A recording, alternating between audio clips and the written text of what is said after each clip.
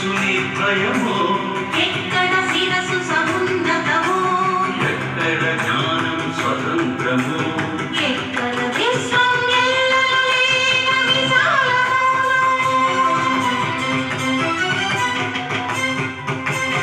ఎక్కడ మనస్సు నిర్భయము, ఎక్కడ శిరసు సమున్నతము, ఎక్కడ జ్ఞానం స్వతంత్రము, ఎక్కడ విశ్వం ఎల్లలు లేక విశాలమౌను.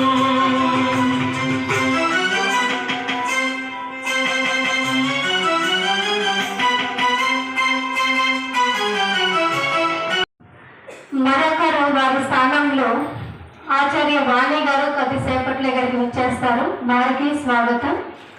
ఈ కార్యక్రమానికి గౌరవ అతిథులు ధర్మనిధిని అందించినటువంటి వారు స్త్రీవాద రచయిత్రి, సుప్రసిద్ధమైనటువంటి రచయిత్రి వోల్గా గారు. వారిని వేదిక మీదకి సగౌరవంగా ఆహ్వానిస్తూ ఉన్నారు.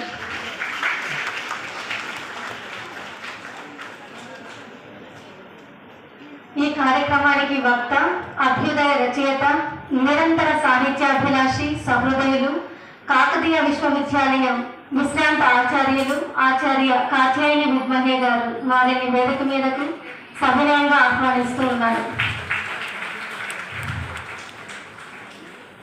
ఈ కార్యక్రమానికి విచ్చేసిన మరో వక్త, సృజనశీలి, కథా రచయిత్రి శ్రీమతి బి ప్రతిమ గారు.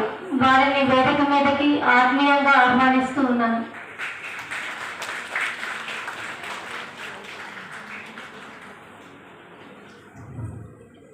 ఈ సదస్సు సంచాలకులు ప్రియ భాషిని డాక్టర్ డి యువశ్రీ గారు. వారిని వేదిక మీదకి స్వాగతం పలుకుతూ ఉన్నాను.